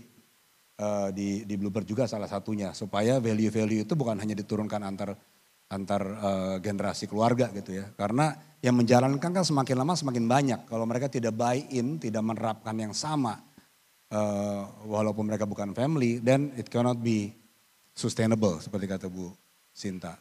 Jadi kunci bisa sustain itu letaknya ada di mana ya Bu Sinta ya? Ketika Bu Sinta mulai dari bekerja dengan papa, kemudian di usia 35, wah saya harus meng-create sesuatu gitu ya. Kemudian merubah Sintesa Group itu menjadi sebuah institusi yang lebih profesional gitu ya. Apa sih yang menjadi kunci usaha keluarga itu bisa sustain? Sebetulnya kuncinya ada di mana sih buat Bu Sinta? Jadi saya selalu, kenapa saya percaya on purpose tadi ya. Karena saya ngelihat walaupun obviously purpose tanpa profit, ini yang saya, this is another quote that I always use. Jadi leaders itu macam-macam Sumi. Ada leaders yang lebih follow growth, pokoknya company harus tumbuh terus ya, setiap tahun tumbuh terus, growth gitu. Ada leaders yang lebih fokus banyak ke impact gitu ya. Mungkin nggak terlalu growth, impact. Tapi kalau saya percaya, actually we need to balance the two. Kenapa? Karena profit without a purpose is bankruptcy without meaning. Is bankruptcy without meaning. Sementara kalau purpose without profits, it's a bankruptcy of continuity. Jadi kita nggak mungkin juga cuman purpose tapi nggak punya profit. Tapi kalau cuma profit juga nggak ada purpose, you're not mau kemana gitu kan. Jadi ini yang saya rasa sangat penting untuk we have to drive. Jadi saya kembali kepada awal tadi. What makes us sustainable? I think you need to have that purpose. Kita mesti tahu gitu ya.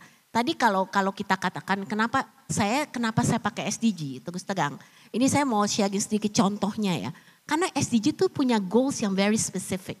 Gitu loh. Misalnya kita ngomongin provided affordable clean energy misalnya gitu kan. Jadi clear, kita nggak bisa touch fossil fuel, kita masuk ke dalam energi bersih. Kita masuk ke dalam healthcare. Oke, ya kan? Nah, healthcare itu tidak satu hal kalau kita mau investasi di healthcare misalnya, itu kan ada tuh di SDG-nya dari segi healthcare. Jadi ada sector specific metrics. Tapi healthcare juga well-being untuk people-nya kan, itu juga penting untuk jadi perhatian. Kalau kita ngomongin SDG number 5 misalnya, women empowerment ya. Kenapa kita sekarang, saya ini promoting banget nih bahwa kita di dalam workplace itu perlu promoting gender equality in the workplace. Kenapa? Karena kita mesti perhatikan bahwa semua harus dapat kesempatan yang sama antara laki-laki dan perempuan. Saya belajar dari Unilever. When Unilever rekrut orang, Sumi, dia bilang kandidat saya mesti 50% perempuan, 50% laki, kandidat. Of course you choose yang skillnya paling cocok gitu, yang paling fit. Tapi kandidatnya dia open up, mesti ada 50-50. Kalau enggak you will never get that. Itu ngomongnya cuma ngomong doang gender equality, it's never gonna get to that point gitu loh. Dan ini adalah sesuatu yang lebih parah kalau kita masuk ke leadership. Makanya women empowerment is important in an organization gitu. Kenapa? Karena leadership juga kita mesti lihat gitu. Kita mesti ada that equal opportunity gitu. Nah ini yang menurut saya company perlu ada set of guidelines juga gimana sih caranya gitu. Kalau kita sekarang bicara banyak how to be sustain, kita sendiri mungkin nggak punya resep tertentu. Kita belajar by doing gitu kan, learning by doing, belajar. Tapi kita bisa belajar dari yang lain. Nah sesi-sesi seperti yang dilakukan sekarang oleh Permata dan lain-lain, itu kita mesti bisa belajar dari pihak lain juga gitu loh. Kita belajar dari perusahaan-perusahaan, how do they survive? How does company yang udah ratusan tahun bisa survive? What happened to them? What do they do gitu. Nah ini yang saya rasa sangat penting. Saya ini kebetulan lagi mempersiapkan next gen saya juga gitu. So I'm really into family business. Jadi saya percaya itu sesuatu governance family business itu very important. Orang lupa soal tata kelolanya. Mereka mikir di dalam bisnis, oh pokoknya anak saya bisa kerja, dia bisa melanjutkan bisnis. Tapi sebenarnya tata kelola adalah kuncinya. Kita banyak sekali, saya belajar sekarang banyak conflicting family business members. wah itu gila banget. Kalau kita ngomongnya, kita banyak yang bagus-bagus tapi yang jelek-jelek juga banyak. Konflik di dalam family business itu sangat-sangat besar. Jadi kalau kita tata kelola dan governance-nya nggak jelas, itu akan semakin sulit. Dan paling menyedihkan Sumi adalah kalau kita mesti berantem antar sesama keluarga. Kalau hancur bisa hanya kenapa? Karena kita berantem. Artinya berantem karena sebuah bisnis. Is it worth it? Itu pertanyaannya kan. Nah ini yang saya rasa kenapa kita semua juga ada di sini. Kita mau saling belajar satu sama lain. Oke, kalau di Bluebird sendiri, tadi Pak Andre katanya ya sebetulnya hitungannya generasi kedua begitu ya. Menurut Pak Andre itu paling sulit melanjutkan atau mengembangkan, membesarkan atau apa ya gini. Saya ingat selalu ada pepatah bilang ya, murid yang baik itu adalah murid yang bisa melampaui gurunya. Ada nggak beban seperti itu bahwa saya harus lebih baik dari ayah saya gitu, dari ibu saya gitu ketika membangun Bluebird. Kira-kira seperti apa Pak Andre?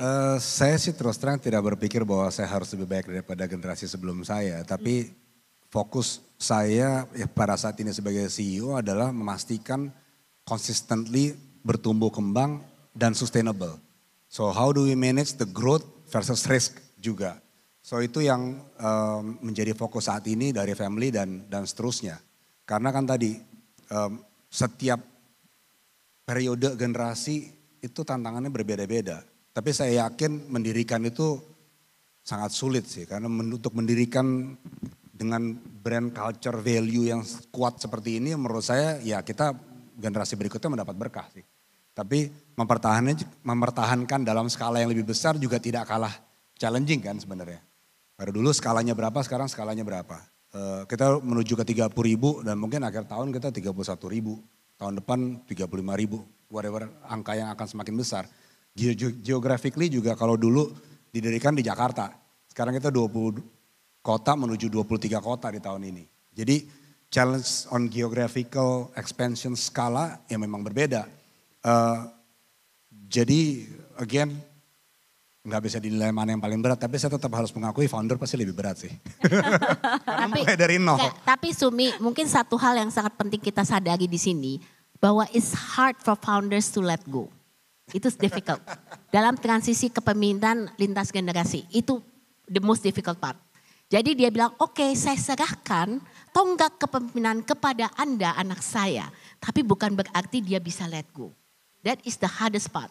When the previous generation atau the founder itu masih bilang iya dia let go tapi sebenarnya belum mau let go gitu.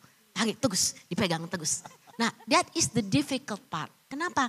Karena berarti dia belum rela sebenarnya gitu kan. And that will make the next generation susah dalam mengelola bisnisnya. Karena terus masih dipegang kan belakangnya nih kan. Jadi gak bisa lihat. Dan ini yang waktu itu makanya I had to step in karena saya merasa it's okay, if you don't trust me yet, it's fine. But don't give me a position for the sake of a position. Jadi you have to give me the chance, if I fail, I fail. Tapi that is the opportunity you have to give me. Karena kalau enggak akan sulit tuh. Itu akan sulit. Jadi saya udah punya job description untuk ayah saya pada waktu saya kasih job description. Karena semua mesti punya job description. Gitu, jangan balik lagi gitu kan. Job description sebagai apa? Komisaris, sebagai pemegang saham. Apa job description-nya? Advisor. Pemegang saham is not running the whole show, right? Jadi ini yang saya rasa sangat penting sih.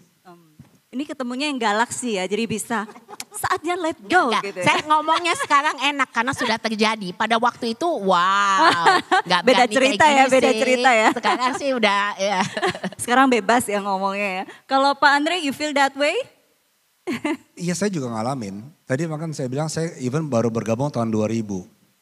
Pada saat saya kuliah itu generasi kedua dan generasi ketiga sudah tahu we have to govern tadi.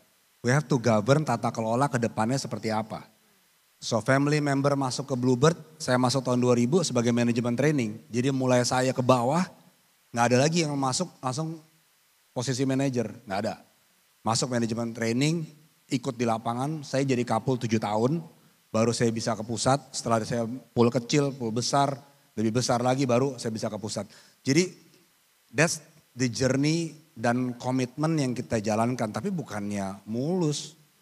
Ini kan ada 9 kepala waktu itu. It's impossible to have the same mindset. Jawaban dan pikiran dan tujuannya berbeda-beda. Dan setiap periode itu berubah lagi. Jadi the family dynamics will always be there. Makanya memang kita juga membentuk family constitutions, tata kelola sebagai pemegang saham, platformnya apa, medianya apa. Oke, ada family meeting setiap periodik berapa lama, ada komisaris, ya dewan komisaris meetingnya beda lagi sama family meeting gitu. Apa yang dibicarakan juga berbeda, the way they make decisions, pembahasannya juga berbeda. Itu yang kita jalankan sampai dengan saat ini. Membuat family exit, bayangin tadi kita ada 9 family member, sekarang tinggal 2. Itu juga bukan perjalanan yang mudah itu. Bagaimana memigrate dari manajemen, tadinya punya 2 topi, jadi punya 1 topi dia. Pemegang saham atau komisaris kan, nggak lagi manajemen. Jadi itu juga transition yang membutuhkan waktu. Kalau sudah terlanjur bergabung, di family Bluebird merasa harus ada transition journey. It takes time before family members bisa get used to the new roles. Jadi kalau co-founder, bapak saya kan generasi kedua masih masuk co-founder. Udah gak punya title direktur, gak punya title komisaris, tetapi punya title advisor. Oke. Jadi tetap bisa memberikan advice. Baik, terima kasih Pak Andre untuk sharingnya. Saya sudah diingatkan untuk memberikan kesempatan bagi para nasabah yang sudah mengikuti untuk kesempatan bertanya. Jadi kita masuk dalam sesi Q&A. Siapa yang sudah siap dengan pertanyaannya? Oke, kita mulai dari yang di belakang sana tadi, tunjuk tangan duluan yang ini. Kemudian nanti yang berkemeja biru dan ibu yang berkacamata di depan. Ya, jadi kita 3 orang dulu, kita tampung pertanyaannya. Silakan, boleh diberikan mic-nya. Tes. Oke, selamat siang. Nama saya Gio. Saya mau nanya ke Pak Adrianto. Nah, kira-kira kan saya kebetulan Gen Z juga nih. Nah, kebetulan ayah saya juga ada bisnis dan ayah saya kayaknya masih ragu deh buat ngasih ke saya deh. Nah, kira-kira sebagai POV seorang CEO. Nah, apa sih yang bisa saran dari Bapak biar kira-kira ayah saya nih yakin nih bisa ngasih ke saya. Nah, karena kalau nggak dikasih ke saya nih nanti mau dioper ke saudara yang lain gitu loh jadinya. Jadi kayak saya sih udah belajar, saya udah usaha, tapi ayah saya masih kurang yakin nih. Nah, kira-kira dari seorang Pak Adrianto apa sih advice yang bisa dikasih? Seperti itu. Terima kasih Pak. Boleh diulang namanya siapa tadi? Gio. Gio? Yes. Oke, kita jawab satu-satu dulu kali ya biar nggak lupa nanti pertanyaannya. Mungkin untuk Pak Andre ya tadi ya. Jadi biar ayah percaya begitu ya. Itu caranya gimana? Ada trik-triknya enggak? Saya Bu Sinta udah senyum-senyum, dia udah punya strateginya banyak. Oke, to the best for all generations menurut pengalaman saya. Kadang-kadang bukan hanya tidak percaya, tetapi ada kemungkinan khawatir. Nah, there's a thin line between memang buat yang receiving, ini nggak percaya atau khawatir kita melakukan kesalahan. Jadi kalau Bu Sinta kan ya lo percayain aja. Saya juga sometimes saya bilang, I will never be right all the time, I will never be wrong all the time, I hope. Then you can make decisions. Dan di perjalanan saya bergabung setelah 23 tahun baru saya menjadi CEO. So di dalam kasus saya it takes time and process to digest and to show our commitments juga. Karena di Bluebird kan family sudah menentukan we have to be professionals. Jadi family justru dituntut harus lebih professionals. Kalau salah satu contoh translasinya adalah jatah cuti setiap tahun gak boleh habis. Ya kan? Saya punya jatah cuti, saya harus buktikan saya gak habisin tuh jatah cutinya. Itu salah satu komitmen yang saya harus tunjukkan. Jam kerja, waktu saya kerja, awal nih prosesnya nih. Waktu saya kapul, saya masuk jam 7 pagi, pulang jam 9 malam. Karena jam 7 pagi saya harus di pool, jam 3, jam 4 sore saya ya di grup, di holding untuk mengerjakan yang lain. Itu juga showing commitment time, knowing the process. Itu butuh waktu yang panjang menurut saya dan itu Senin sampai Sabtu saya lakukan. Termasuk ya kalau hari Minggu biasanya family day sambil keliling-keliling lapangan ngecek pangkalan ya kalau sekarang kan pangkalan Pacific Place saya cek nih masih ada antrean taksi apa enggak. banyak gak antriannya. So I think in short, kalau dalam experience saya, it takes proses. Dan tadi yang Bu Sita sampaikan juga benar, founder itu tetap akan nge-grip. Sampai sekarang pun saya dapat WA cantik di WA saya setiap hari.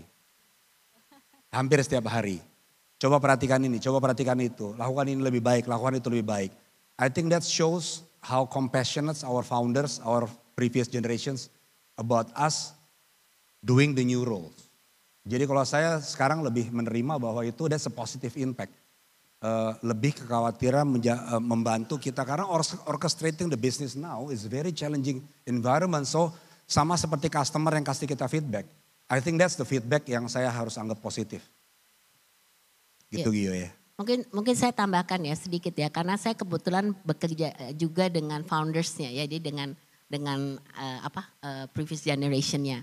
Jadi satu hal yang saya rasa sangat penting, makanya kita harus punya yang namanya succession planning di dalam keluarga. Karena kalau succession planning itu berarti sudah direncanakan. Jadi dia sudah rencana, karena tadi dikatakan memang perlu proses kan, perlu transisi. Biasanya tuh dimulai dengan juga mereka tuh mau lihat ini anak seberapa komit and whether he can deliver. Mungkin anaknya kerja keras banget, tapi mungkin kurang begitu punya knowledge atau apa gitu kan. Jadi the only thing that they can do adalah prove themselves. Nah, prove themselves itu biasanya dengan specific project. Mungkin dikasih dulu project apa gitu, ngelihat dia bisa nggak nih ngerjain project ini gitu kan. Dari satu project yang kecil ke project lebih gede, kemudian terus sampai akhirnya bisa mengambil alih kepemimpinan. Jadi you need to prove yourself, perlu membuktikan. Jadi jangan kadang-kadang kita mesti berinisiatif. Oke lah, saya buktikan, oke saya pegang ya project ini. Mungkin kelihatan, oh paling enak nih dapat posisi, I'm the Vice President Director. Itu paling enak tuh. Karena Vice President ngikutin aja President Director. Actually different. Kalau mau proof, oke inisiatif saya ya, saya ambil project ini project mungkin gak gitu gede. Tapi dari project itu saya bisa tunjukkan kepada ayah saya that I can manage project itu gitu. Jadi not is hanya sekedar dikasih posisi, tapi benar-benar leadership yang ditunjukkan you can deliver. Itu satu. Kedua, saya belajar banyak dari coaching. You know, these days itu ada yang namanya coach. Jadi jangan khawatir pada saat Anda mendapatkan kesempatan untuk mengambil alih, itu you can be coach. Jadi akan ada orang-orang ahli yang bisa membimbing coaching. Karena salah satu strategi kepemimpinan adalah punya coach. Jadi ini juga sangat membantu dan memberikan keyakinan orang tua yang mau menyerahkan kepada anaknya bahwa dia terus mendapatkan coach atau bimbingan. Ada mentor begitu ya. Oke, jadi kuncinya adalah jangan cuti kerja 18 jam. Dari Pak Andre. Bukan ya. Tapi komitmen, pembuktian diri dan terakhir adalah sabar. Itu mungkin ya. Baik, kita ke penanya berikutnya tadi di belakang ya, yang kacamata tadi. Ya, dan setelah itu nanti yang kemeja biru dan juga ibu-ibu yang di depan yang berkacamata ya. Yang tadi ya. Silakan. Tes. Ya. Selamat siang kepada moderator, kemudian Ibu Sinta dan Pak Andre. Mungkin mau nanya ke Pak Andre ya. Sebelumnya saya Wisnu. Jadi gini, untuk Bluebird itu kan memang untuk legasinya panjang sekali gitu. Sebagai ikon dari transportasi Indonesia gitu. Jadi mungkin kalau untuk Gen Z ya dulu dari kecil Bluebird udah ada gitu. Dan kebetulan saya juga dulu waktu kecil ya memang kalau mau ke rumah sakit Bluebird, terus sampai sekarang ya ke airport ya pakai Bluebird gitu. Jadi memang luar biasa sekali untuk Bluebird. Nah, tapi di tengah dunia mobilitas dan memang banyak sekali untuk Bluebird ya kompetitor, terus juga dengan krisis-krisis dan ketidakpastian ke depannya. Jadi kan untuk resilient itu kan ditentukan oleh keberanian dalam mengambil keputusan yang besar. Nah, pertanyaannya menurut Bapak, apa keputusan yang paling berani yang pernah diambil Bluebird gitu. Jadi tidak hanya menjaga positioning Bluebird, tetapi memastikan legasinya Bluebird dan jadi game changer di dunia transportasi Indonesia. Dan apa yang melatar belakangi Bapak untuk mengambil sebuah keputusan berani itu. Terima kasih. Langsung saja Pak Andre dijawab, pertanyaannya banyak juga ya tadi ya.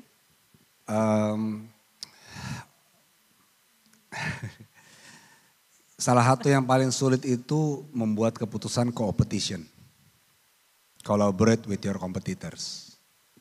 You have to buy in from the shareholders, you have to buy in from which is the family, have to buy in from the management, have to buy in from the driver, yang di front line juga pada saat itu competing. Itu salah satu keputusan yang cukup besar kita lakukan ya sebagai perusahaan. But that was a necessity. Karena pada saat itu Bluebird tidak dianggap cukup adaptif. It's a perceptions. So we have to fight perceptions with another perceptions. That's also a game changer. Setelah itu bagaimana kita view our strategy ke depannya. Dan kita melanjutkan collaborate, connectivity kepada siapapun sehingga kita bilang kita multi access itu sebenarnya agnostic of demand.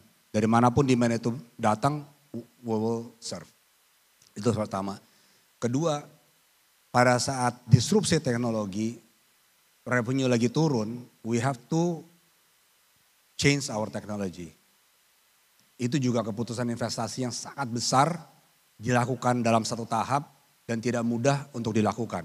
And the technology has to be right pada saatnya. So bayangkan lagi di disrupsi, lagi melawan gila-gilaan, kita mempelajari, kita masih merancang dan mengimplementasikan rancangan yang baru yang kita harus buy in will make us stay relevant.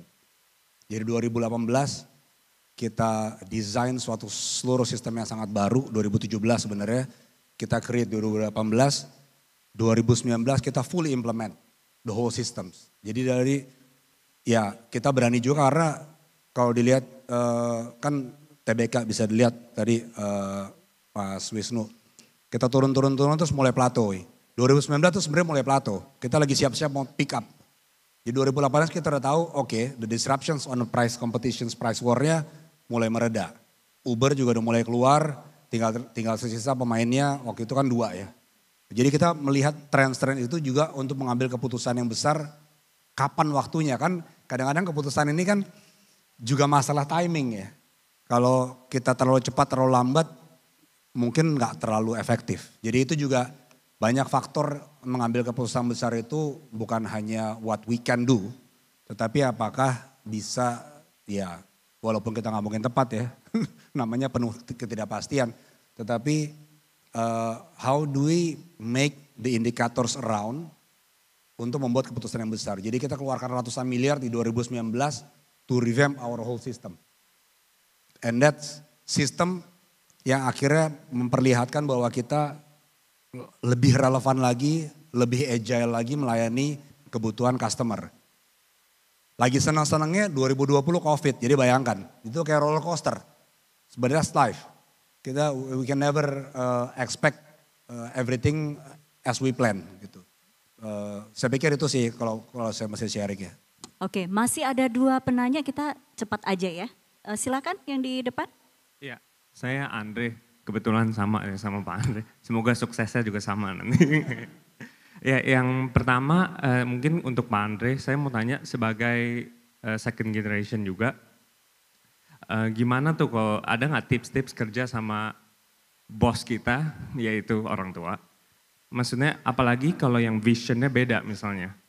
Dari dulu misalnya untuk orang tua atau neneknya Pak Andre misalnya, apakah visionnya pernah berubah ke generasi, itu yang pertama. Dan yang kedua mungkin untuk Bu Sinta, untuk SDG kan mungkin di Western countries udah lumayan lebih dipedulikan lah. Dan apakah di Indonesia ini sudah mulai juga, dan kalau iya apakah mungkin financially mungkin profitable atau affected gitu loh untuk companies di Indonesia, itu aja.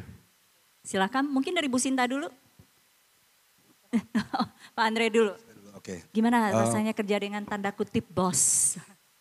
Bukan hal yang mudah, nanti Bu Sinta juga bisa sharing, kadang kan kerjanya lintas generasi juga. Bahkan saya sempat kerja memang 3 generasi bareng kan, masih waktu itu. Sempat. Saya sih waktu saya lebih muda baru bergabung lebih banyak mendengar ya. Walaupun kira-kira sama lah ya. Ini bukan masalah Gen Z atau Gen milenial atau Gen X. Memang kita kalau lebih muda lebih gak sabar untuk belajar sih sebenarnya. Jadi saya pun dulu lebih gak sabar dibandingkan semakin mature saya harus akuin itu. Jadi that's the learning curve buat saya sendiri gitu. Bagaimana kita blend in juga di family lintas generasi, menyerap apa sih yang mereka mau sampaikan, memflip antara negatif yang kita anggap negatif nih pressure nih ya, menjadi sesuatu kritik untuk kita perbaikan, kita membangun. Itu memang when we are younger it's harder to do. Menurut pengalaman saya. Kalau sekarang lebih mudah. Kritik itu saya anggap okay, that's something I need to fix. Kalau ada dari dulu salah lagi gitu kan ya kira-kira. Tapi it's time yang bisa membuat kita lebih mengerti bos kita, which is orang tua kita atau kakek nenek kita, how they think and how their generation memang berbeda dengan kita. Nggak ada bedanya dengan kita sekarang, saya juga harus mengerti generasi yang baru, how they are raised gitu ya. Katanya kan apalagi nanti generasi strawberry beda lagi gitu. Gen Z aja udah beda. Tapi sama saya juga merasa saya berbeda dengan generasi sebelum saya. Jadi kalau saya dulu gara-gara manajer suruh pakai dasi, saya bilang saya nggak perlu pakai dasi. Why would the manager have to wear tie? That was my sentence. Hal yang kecil. Itu kan perubahan mindset ya. Dan bapak saya juga selalu bilang saya lebih risk taker dibandingkan bapak saya. Is that a good thing or bad thing? I don't know. So I put that as a feedback. And how I minimize risk taker adalah dengan doing more calculated risk. As much as I can. Nggak bisa 100%, so I try to limit that feedback juga. Menjadi something yang positif. So I try to discuss, this is how I reduce the risk on doing things. This is it. So it's a two-way communications. Again, mentor is important. I think bapak saya adalah my mentor juga, my coach. Yang buat saya itu berkah karena dia punya pengalaman sekian puluh tahun, mengembangkan perusahaan juga, mendirikan perusahaan, jatuh bangun. Saya pun dididik juga sama. Saya dikasih kepercayaan untuk jatuh bangun perusahaan juga. Saya lebih banyak perusahaan yang saya buat bangkrut dibandingkan yang saya buat untung contohnya. But that's setiap kali saya gagal, bapak saya cuma bilang, what did you learn? What did you learn, what did you learn? So that proses yang membentuk saya saat ini dan membuat bapak saya juga atau generasi yang lain juga melihat I can learn from my mistakes. Mudah-mudahan itu bisa membantu sih dari learning saya. Sayang sekali waktu kita sudah habis, kita tutup untuk Q&A-nya, tapi Bu Sinta mungkin bisa dijawab pertanyaan terakhir tadi, sekaligus mungkin menutup sesi kita kali ini. Bu Sinta mungkin 3 strategi atau poin yang bisa share ke Gen Z di sini untuk bagaimana menghadapi perubahan yang begitu cepat di era sekarang, silakan. Jadi mungkin sedikit tadi touch ya, saya rasa apapun terjadi sebagai lintas generasi kepemimpinan itu memang komunikasi is the key. Jadi like it or not, komunikasi adalah sangat penting gitu. Karena satu hal yang menjadi disengage adalah pada saat kita mulai tidak berkomunikasi dengan ayah, dengan siapapun sebelum kita, itu pemimpin sebelum kita adalah bahwa dia merasa I'm not informed enough. Saya tidak cukup, apalagi dari anak sendiri gitu kan yang dianggap ada apa-apa pasti mestinya nanya. Dan one thing that I learn ya, mereka tuh feel very good if they still feel needed. Needed, dibutuhkan, itu feels good. Jadi dengan lebih banyak kita bertanya, dengan lebih banyak kita minta advice, mereka akan semakin senang. Jadi jangan nunggu mereka yang datang, tapi let us the one yang communicate dan minta advice dan minta petunjuk. Saya rasa itu komunikasi adalah key. Pertanyaan mengenai SDG, everybody is always connotating SDG itu additional cost. That is not true. Saya rasa itu satu persepsi yang salah. SDG ini adalah Sustainable Development Goal, ada 17.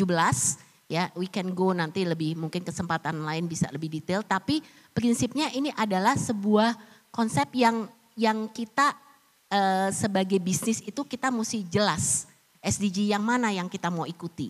Itu tidak berarti langsung konotasi kepada biaya yang lebih mahal atau investasi lebih tinggi.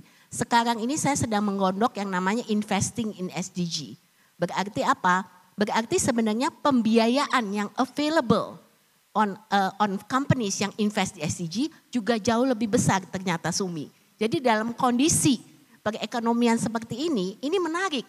Yang namanya climate financing, yang namanya SDG financing itu malah lebih besar gitu. Karena mereka merasa this is where the future goes gitu. Jadi don't connote it directly to additional cost. Karena pada akhirnya kita bisa mendapatkan sumber-sumber financing baru yang mungkin sebelumnya tidak pernah kita pikirkan. But this is a topic on its own karena financing and SDG sangat menarik.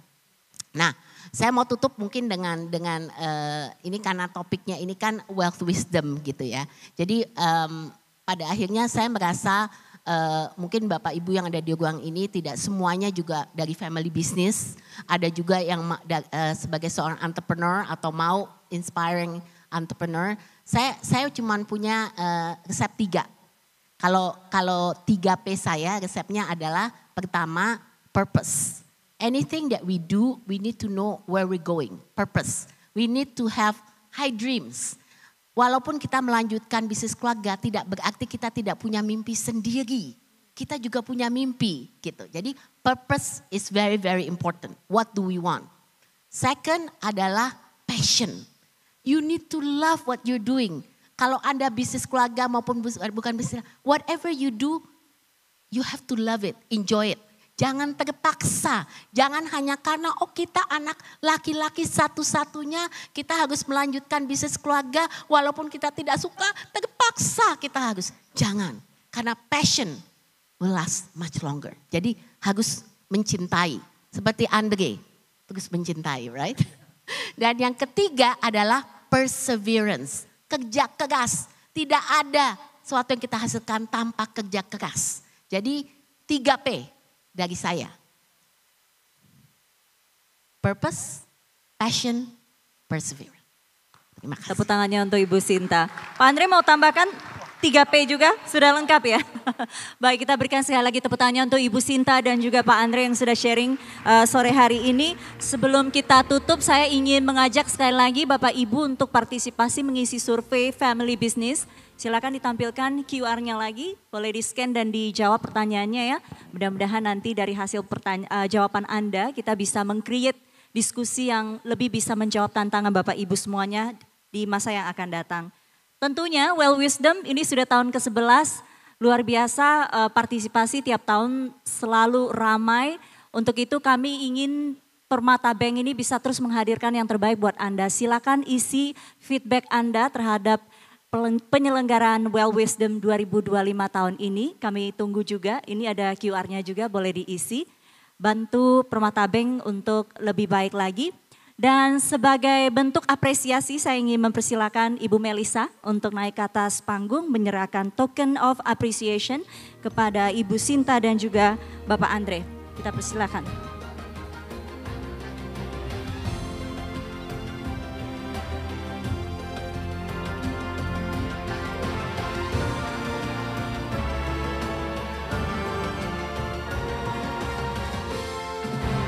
Ya demikianlah